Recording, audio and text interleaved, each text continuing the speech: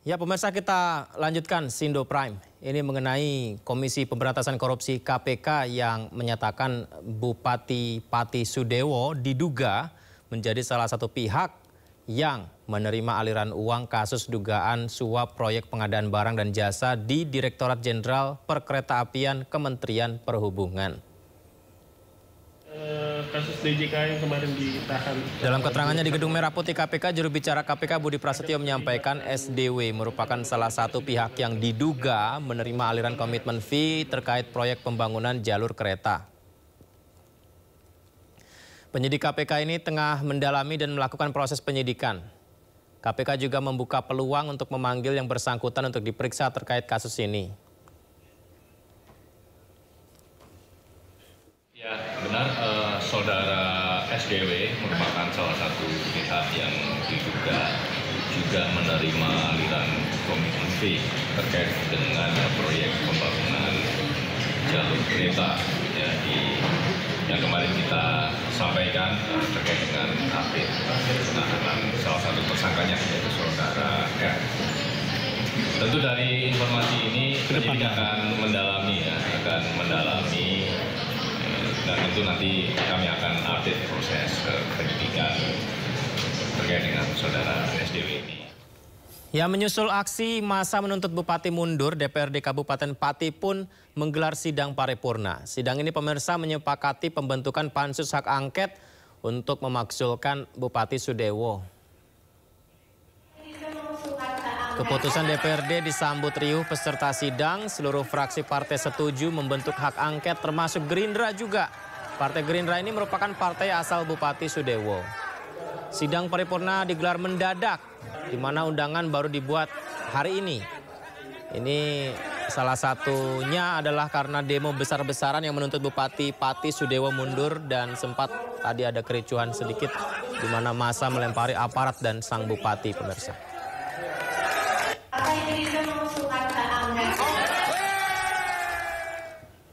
Ya, seperti yang beliau sampaikan, Bupati Kabupaten Pati Sudewo mengaku kejadian ini merupakan pelajaran penting, pelajaran berharga untuk dirinya, dan mengenai hak angket, Sudewo menghormati semua keputusan DPRD Pati dan akan melakukannya sesuai mekanisme undang-undang. Ini masih berlangsung, Pak, tanggapannya gimana, Pak? Saya kira sudah berhenti begitu ya. Sudah lengang di mana-mana, tapi memang masih sebagian kecil yang berada di depan. Tapi kayaknya itu juga bukan pendemo yang dari tadi pagi. Jadi secara garis besar itu sudah selesai. Tanggapannya tadi sempat mencoba menemui massa, tapi kemudian jadi kericuan. Gimana, Pak, tadi? Ya, kami bisa memahami emosi mereka karena orang banyak kan. Tidak mungkin bisa terkendali secara keseluruhan. Tapi yang terpenting ini sudah berjalan. Ya. Nanti ke depannya akan saya perbaiki segala sesuatunya. Ini merupakan proses pembelajaran bagi saya karena juga baru saja beberapa bulan menjabat sebagai bupati. Masih banyak kekurangan, masih banyak kelemahan yang harus kami benahi ke depan. Ini dari legislatif kan tadi ada rapat paripurna, Pak. Ya. Mungkin Pak Bupati sudah mendengar. Gimana tanggapannya, Pak? Ya, itu kan hak angket yang dimiliki oleh DPRD. Jadi saya menghormati hak angket tersebut, paripurna tersebut. Itu intinya. Kemudian dari tuntutan dari para pengunjuk rasa gimana, Pak, tanggapannya, Pak? Tuntutan kan sudah disampaikan tadi. Kalau saya kan dipilih oleh rakyat secara konstitusional dan secara demokratis, jadi tidak bisa saya harus berhenti dengan tuntutan itu. Jadi harus mundur dengan tuntutan seperti itu. Semuanya ada mekanismenya. Pak, ada pesan yang mau disampaikan ke warga masyarakat setelah menyampaikan aspirasi ini tadi, Pak? Ya, ini pembelajaran bagi seluruh masyarakat Kabupaten Pati untuk menjaga soliditas, menjaga kekompakan, ya, jangan sampai terprovokasi oleh siapapun. Jadi Kabupaten Pati ini adalah milik semuanya, milik semua warga Kabupaten Pati. Yang harus menjaga Kabupaten Pati siapa? Warga Kabupaten Pati. Dengan kejadian yang semacam ini, Ini saya harapkan menjadi pembelajaran semua warga Kabupaten Pati dan pembelajaran bagi saya. Mudah-mudahan ini adalah kejadian yang terakhir, tidak akan terulang lagi, supaya pembangunan berjalan secara lancar, memberikan pelayanan kepada masyarakat secara lancar. Artinya tuntutan warga untuk Bapak mundur ini tidak bisa dipenuhi ya Pak? Dari saya, kan sudah saya sampaikan tadi ya. Kemudian kepada para pendemo yang mengalami luka-luka dirawat gimana? Ya, itu sudah ditangani oleh pihak rumah sakit. Saya harapkan itu bisa ditangani sebaik-baiknya. Mereka yang sedang sakit itu mudah-mudahan segera membaik, sehat walafiat kembali. Ada informasi yang sampai meninggal dunia Pak? Apa? Informasi ada yang meninggal. Kalau itu takdir lah ya, itu takdir, kami terus tidak bisa berbuat apa-apa. Jadi konfirmasi yang Bapak terima, yang korban ada berapa orang Pak? Saya nggak tahu, yang tahu adalah aparat kepolisian. Ya, kalau kita mundur ke belakang, kisruh di Pati, Jawa Tengah ini berawal dari kenaikan PBB perkotaan pedesaan hingga 2,5 kali lipat. Gelombang penolakan muncul dari warga, tapi yang membuat warga sedikit kesal ya, salah satunya adalah hal tersebut justru ditantang oleh Bupati Pati hingga viral di media sosial.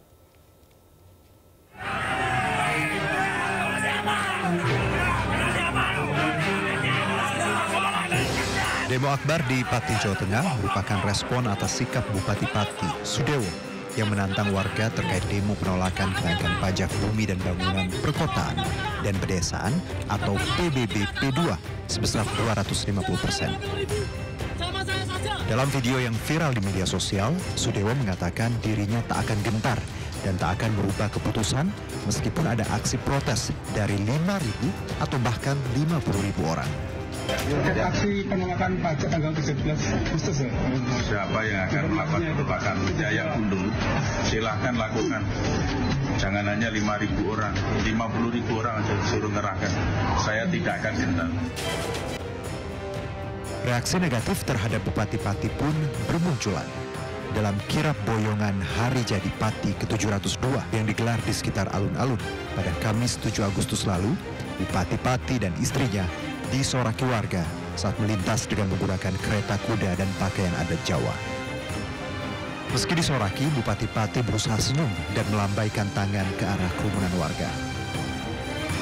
Tidak hanya menyoraki Bupati dan istri, sasaran luapan protes warga juga tertumpah pada PLT Sekda Pati Rioso. Rioso sempat viral lantaran menyita donasi pendemo dengan mengerahkan Satpol PP. Masyarakat pada kecewa semua sama seorang pemimpin dan seorang yang dipilih sebagai sekda, ya kan?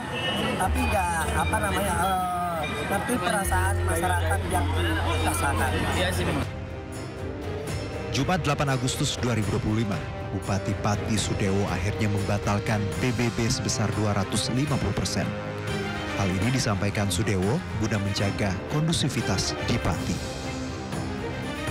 Dalam kesempatan tersebut, Sudewo juga meminta maaf kepada masyarakat Pati atas kebijakan yang dianggap memberatkan masyarakat.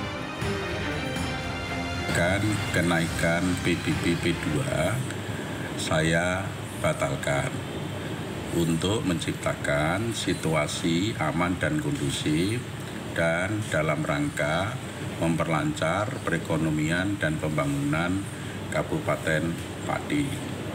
Saya sampaikan berarti pembayaran pajaknya, PBB P2-nya akan kembali seperti semula, yaitu seperti pada tahun 2024.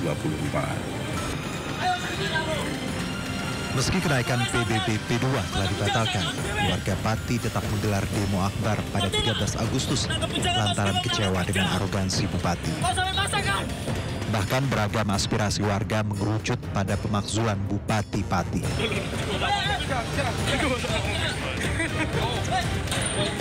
Menanggapi tuntutan warga, Sudewo menegaskan ia terpilih secara konstitusional dan tidak bisa dilengsarkan oleh segelintir orang. Ia juga meminta maaf atas pernyataannya yang terkesan menantang warga.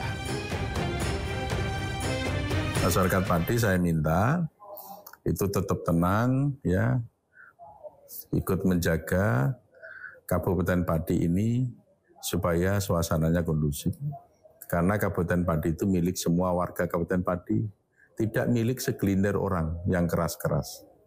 Menjaga situasi kondusif, dan saya terpilih ini konstitusional, terpilih secara demokratis.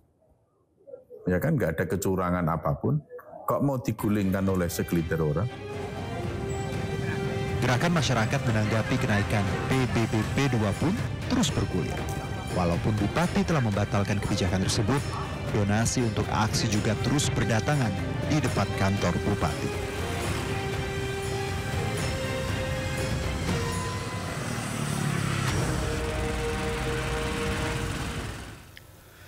Komite Pemantau Pelaksanaan Otonomi Daerah atau KPPOD menilai tuntutan dari masyarakat Kabupaten Pati terhadap Bupati Pati Sudewo dinilai masuk akal. Tuntutan tersebut merupakan bentuk resistensi dari masyarakat yang merasa tidak dilibatkan dalam perumusan PBBP 2. Dan berikut cuplikan wawancara Arman Suparman, Direktur Eksekutif KPPOD bersama rekan kami David Silahuik di Sindosore. Direktur Eksekutif Komite Pemantau Pelaksanaan Otonomi Daerah KPPOD. Selamat sore, Pak Arman. Selamat sore, Mas David. Ya, terima kasih sudah bergabung bersama kami. Pak, apakah lonjakan PBB yang kemudian berujung pada rencana bahkan dimakzulkan Bupati, ya, ada penolakan dari warga ini. Ini ada ratusan, bahkan ada yang sampai 1.200% di beberapa daerah sesuai dengan prinsip-prinsip otonomi yang sehat gitu menurut KPPOD. Ya Mas, sebetulnya kalau lihat kebijakan pajak dan retribusi daerah ya, saya mungkin mau jelaskan dari konteks kebijakannya dulu ya Mas David. Ini kan mandat dari undang-undang terbaru, Undang-Undang 1 tahun 2022 terkait dengan pajak retribusi daerah, yang mana mewajibkan daerah itu untuk merevisi gitu ya, semua perda pajak retribusi daerah itu paling lambat awal tahun 2024. Sehingga kalau kita lihat di Kabupaten Pati, itu mereka punya perda terbaru, Perda 1 tahun 2024 tentang pajak dan retribusi daerah. Dan kalau kita lihat, memang perda ini sudah mengikuti apa yang sudah menjadi ketentuan di dalam Undang-Undang HKPD, gitu ya. Misalnya, kalau bicara PBBP 2, di dalam Undang-Undang HKPD itu tarif dasar penetapan PBB itu maksimal 0,5%, gitu ya. Artinya daerah itu bisa menetapkan tarif di bawah 0,5% itu nanti dikalikan dengan NJOP setelah dikurangi NJOP TKP namanya. NJOP tidak kena pajak gitu ya. Dan di Perda 1 2024 di Pati itu mereka menetapkan skema tarif dalam 2 skenario gitu ya. Yang NJOP atau nilai jual objek pajaknya itu di bawah 1 miliar, itu dikenakan tarif dasarnya itu 0,1%, sementara di atas 1 miliar itu 0,2